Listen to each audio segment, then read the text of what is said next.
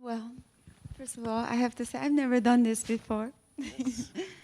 I feel so moved, really, so emotionally moved. And I'm going to have the two of you do most of the talking. But I just want to say that looking at this piece was very nostalgic for me, for Iranian people who experienced the Green Movement. It was a Facebook revolution, and it really created kind of a strange space that I've never experienced before in my life, in the way that suddenly you really felt that all the barriers were broken in between those who were in Iran, those who were outside, those who were politically active and those who really weren't. It just made you feel so much part of the space that normally you don't feel like you belong. It was a tremendous experience. And I have so many questions in the way in which you construct your narratives and your collaboration. But I just want to start by the two of you talking about this piece, and then I'll come back. Thank you so much. Thanks a lot for you and for. I just want to say that this work is written and directed and done by me and Lina Saneh, my partner, because it was not mentioned at the beginning. And I will leave the talk to Lina. Don't worry, I work in a collaboration with a man who's sitting right here. And we often get confused in the collaboration. Can you talk about the piece, a little bit about your contribution to this piece?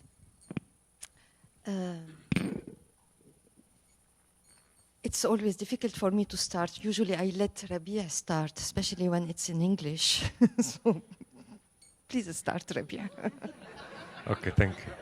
Okay, it's just like a few words, because we'd like to hear from you also, and from Shireen. It was presented in 2012, the beginning of 2012, but we started actually thinking about it when we were like surrounded by the protest movement in the Arab world. And we were like thinking about how and what we want to do as artists, how we can contribute, or how we can think about it. Of course, it's very problematic, these questions, because at the same time it's an event that's still going on, that we are still not able to have like a distance to reflect clearly. So all these were in our minds until we read about this and we got our hands about this incident, like the suicide of this young activist. And this is, we thought that this is a good, actually it's a good way to talk about our impasse, in a way, in Lebanon, where like people, or this group of people that they don't consider themselves belong to the 4th of March, 14th of March forces and the 8th of March more forces. For those who doesn't know, they are two main forces in Lebanon that really controlling and dominate everything, like mainly the political discourse and everything. And all other voices are not heard, like there is no room for other voices. But there is like a bunch of people that we belong to them as well, that we always try to find ways to raise our voice, but till now in vain. So we thought that this is our whole, like our problematic, and it's a good way to talk about it, to reflect upon it through the suicide of an activist who was at some point believes in changing, but at the same time preparing for a long time for his suicider. So it's a paradoxical situation where someone activist and has followers and training people to continue struggling for human rights, for better future, and at the same time he's preparing his suicide, I don't know how to say it in English. So it's this paradox which is really interesting. So the question, of course, you're known for working between fiction and reality. How fictionalized was this narrative in terms of how much liberty do you take in terms of taking real events that have real human dimensions and as an artist, I mean, this is a question that I have in terms of that balance that one takes in terms of taking reality and how do you blur it into fiction, that it doesn't trivialize the reality and the struggles of the people who are on the street level, and yet it really refuses to also be one-dimensional and simplistic interpretation of history. So I'm just really curious, as an artist who's always navigating between fiction and reality, how do you balance in terms of interpreting history, interpreting political reality, not only to your own people, the local, but to the outside audience, so it doesn't, again, trivialize or minimize the urgency of the horror of some of the political issues. You know, how do you? Well, we don't think about balancing, because this remember me Peter Brook, I think, when he said how many trees we should put on stage to have a forest. So it's not about balancing and counting and say. It's about a concept that I don't like the word believe, that we are convinced in, Rabih and me, that in our everyday life, we don't know exactly what is frontier, the borders between fiction and reality. How I perceive an event, how I recount, we say, recount an event, it's already fictionalized. Any narration about any event in any medium, it is already a fiction, and there is not any narration of any story, of any experience, any event that is the event itself. And what is the quantity of reality, or what is the quantity of fiction, we don't know anymore. So when you are in this state of mind, it becomes relatively easy. And at the same time, each document we could have in our hands, whatever is it, a history book that is considered as being very objective and based on sources, on document, but who decided that this source is a good one and you have to keep it and trust it, and who says that no, this one is a false one, it's not really trustful and we should leave it. Even my ID, why in my ID there is this and this and this definitions or aspect, for example, the name of my father, while in other countries it doesn't exist. What makes me? It's a fiction. It means it's arbitrary. It's a decision, and it changes from a period to another, from a country to another, from a culture to another. So we just have to be playful, with a lot of respect and love, but playful with ourselves. When we don't take ourselves in serious, then because we are serious, then I think. But I think in many ways, your fiction your narrative is responding to something that is still really happening. It's not reflecting on the past. So the narrative keeps evolving and you're in the making. For example, you look at the Arab Spring, you look at Egypt today, news is that the oppressor is now the oppressed, and the oppressed becomes the oppressor. So the changing narrative that it's evolving because it's a very living situation. So as an artist, when you're trying to articulate, and I'm asking this because I've faced this myself, where you take certain responsibility as fictionalized as you become, reality peeks in still, and that it is so fresh because it's evolving constantly, So how do you measure that? Then in this meaning, I will add something.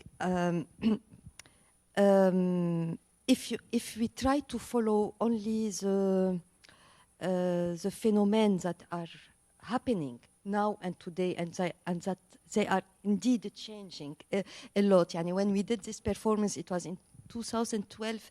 Our relation to the Arab Spring, the so-called Arab Spring, was much more different than today. Much more optimism and hope, etc. Rabih had the same issue with when he did Pixelated Revolution. When he started, when he did it, it was the beginning of the revolution in Syria. Now it's very much different. So what we are trying to do is, even if we are using real events that are happening now, and we can play with this, the surface of the iceberg. We can fictionalize it, but what is the most important is we choose this event because in the profondeur, in the depths, there is the very the structure that is the structure of a country, politically, economically, socially, the big discourse that are rooted since long time, and that they are creating these situations that apparently they change, of course, and not only apparently. It's too quick now to say that there is a big change in the depths of our societies. So how to use this, what is appeared, to go depths in what is really structuring our problems since long time, and to talk about them. And here, it's not about fiction anymore. It's not here where you play.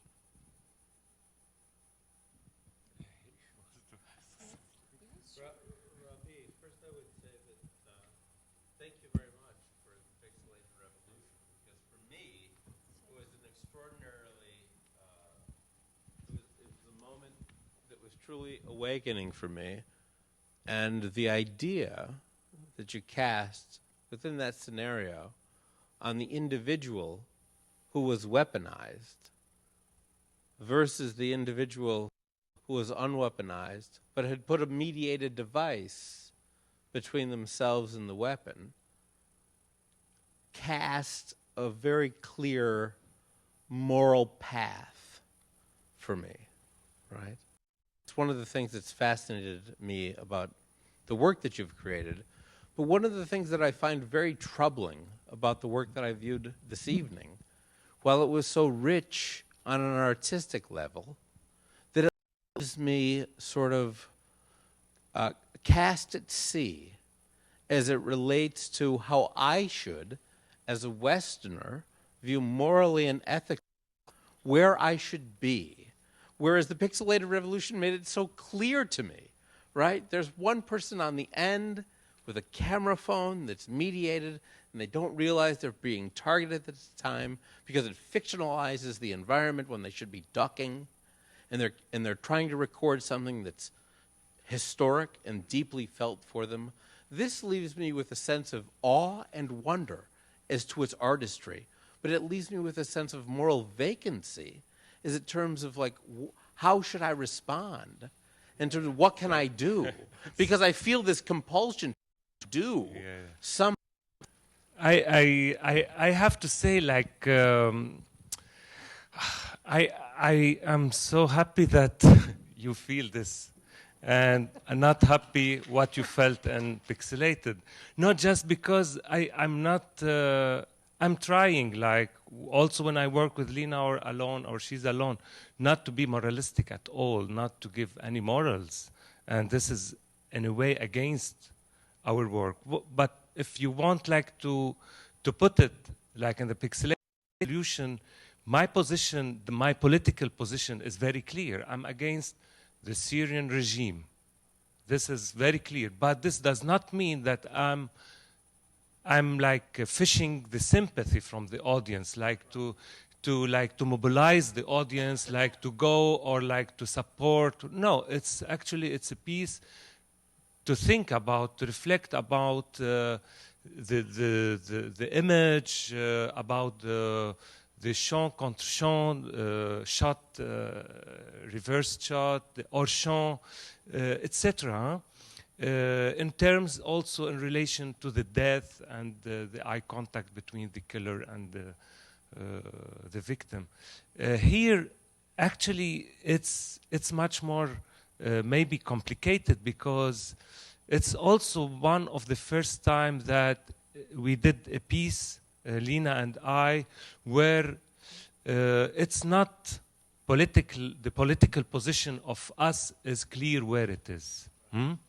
And this is why I'm happy. Create the will for me Yes. to act, but you leave Yes. me with, I don't understand. Because usually, like when as I said, like the country is always is divided into two sharp political camps, and we usually like attack one of them.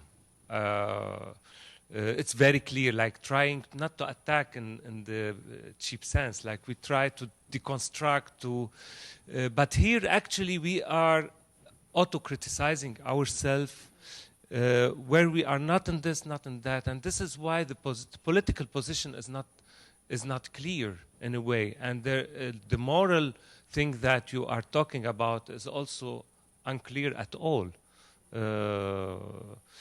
But also another thing which is very important, that the Pixelated Revolution is a non-academic lecture. So it doesn't propose any theatrical, aesthetical proposition. It's taking for granted the relation between the audience and me on stage. While this is a theater performance, and usually when we do theater, we put the medium into question.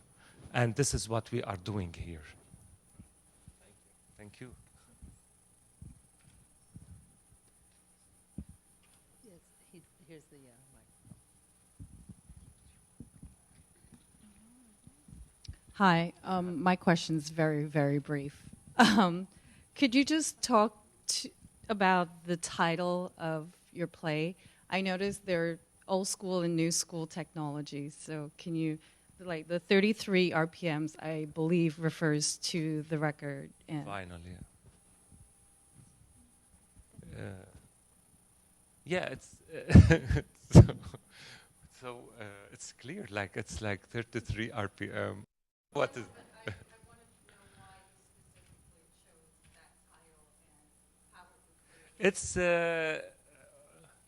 it It's weird, like this question. To tell you why, because like, I did a piece one day where like I started with presenting a lot of titles to the audience for my upcoming projects, for unfinished projects, and it was called, the piece was called "Make Me Stop Smoking," and at the end of the list there is this title, "Make Me Stop Smoking," and I tell the audience, and I chose this title for no reason, and the piece has nothing to do with smoking. But actually I was also thinking about is that any title we give to any work, and any work with this title, they start like to react together. Even if the title we chose it like really, like I want to put this title, it starts to get a meaning from the work itself, and the work like reflect although make a reflection, I mean like reflect, yes, to the title. So anyway, 33 RPM and a few seconds. 33 RPM, we were thinking about this rotation, which is called revolution actually. So which is in the disc, it's not a loop, but it's going in a circle. It's as if repeating but not repeating at the same time. So it's also RPM, revolution per minute and a few seconds. I was wondering, in becoming familiar with your story and Dia's story, what's your opinion? Do you think that this was a suicide like any other, or do you think that he had a certain goal to achieve? Was he trying to achieve something really?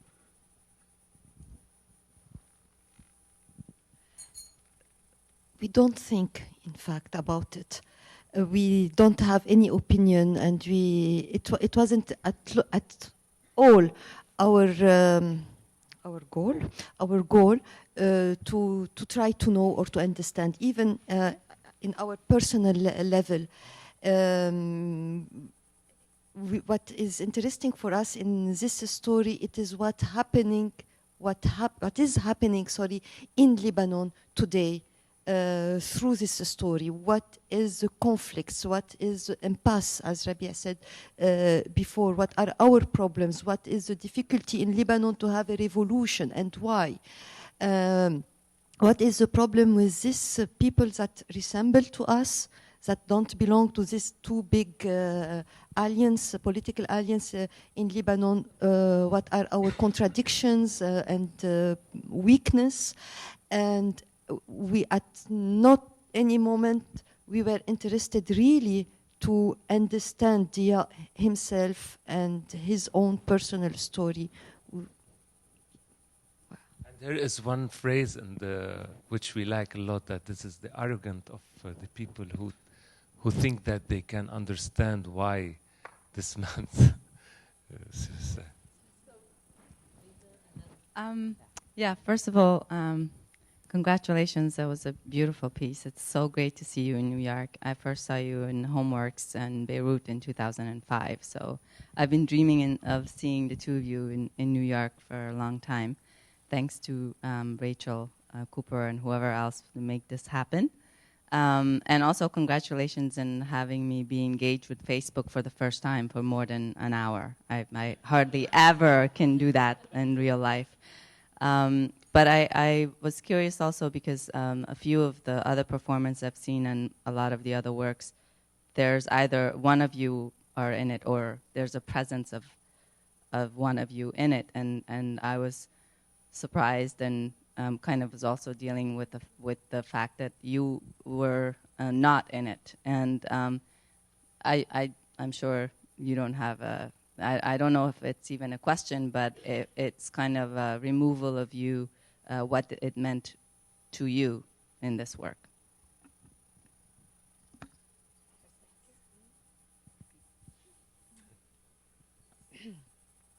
Your English is better if you speak. Okay. Well, even in the other performances, when at least one of us is on stage, or both of us, or more, anyway, the absence was already there on stage, relatively to many kind of theater, and relatively to what we start doing in theater long time ago, where we were doing theater very much based on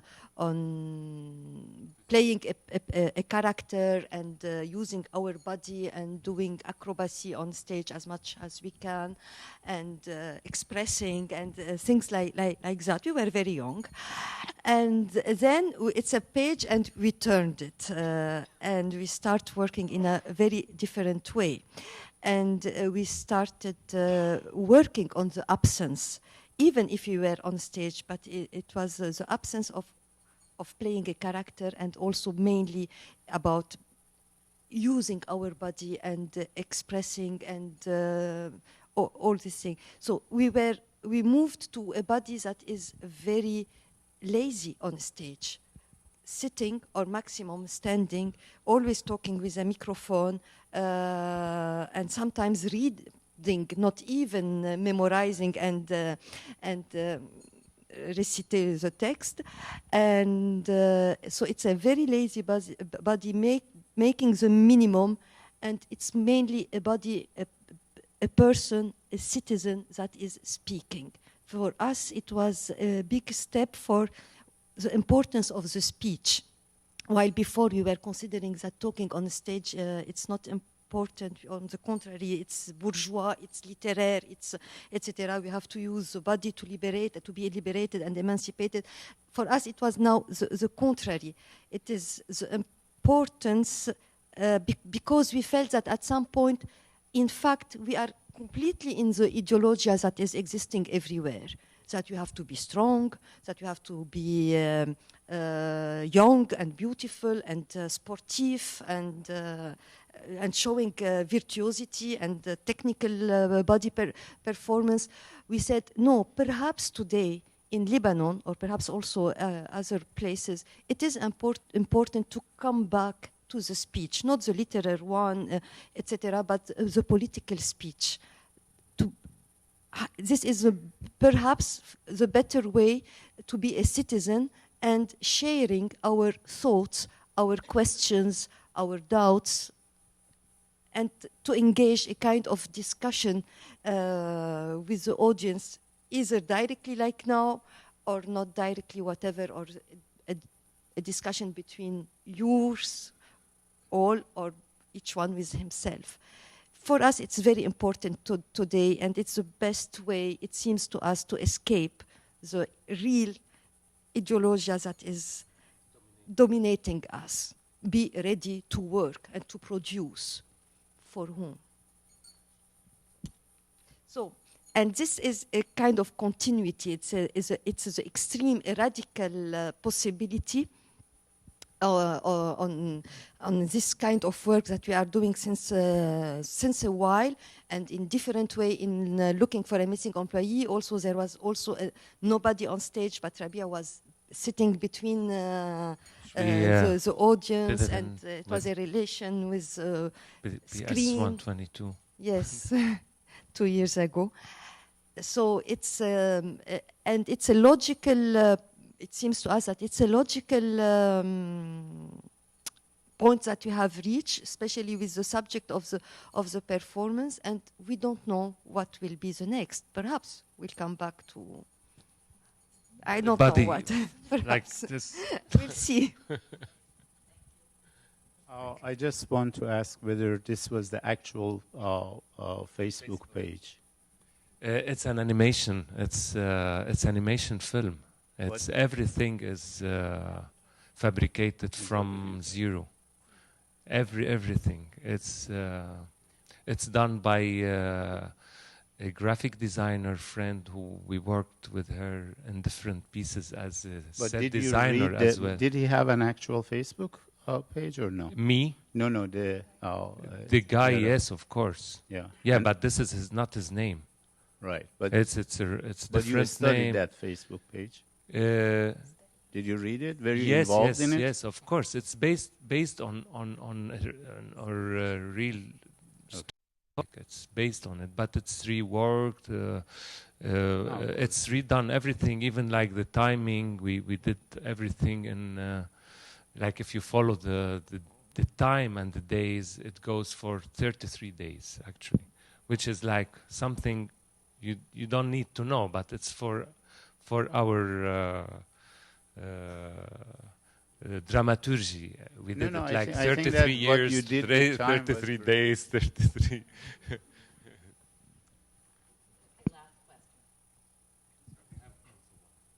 I want to just say about the form and your form. It is really fantastic because it is the one that really beautiful work together between a stage and background in the video. I saw a lot of work, and this is the one that really worked well between using the stage and to connect it to the background and video. This is fantastic.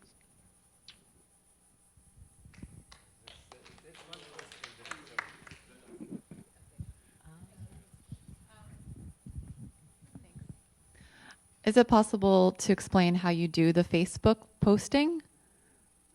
That was amazing. You mean really how to do, or like how we did this? I didn't understand. No. Huh? I don't know. It was pretty amazing. I mean, technically, how it was done? Technically. We need Samar Macaron to explain this, I think. It's frame by frame animation. Huh? Okay. So it's